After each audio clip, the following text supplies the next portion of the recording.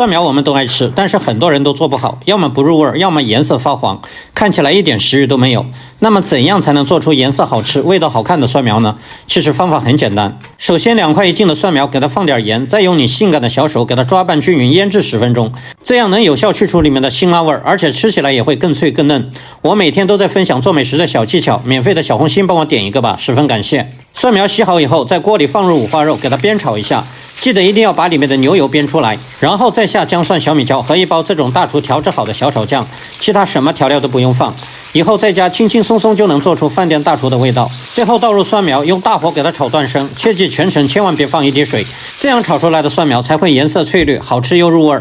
学会了就赶紧去试试吧。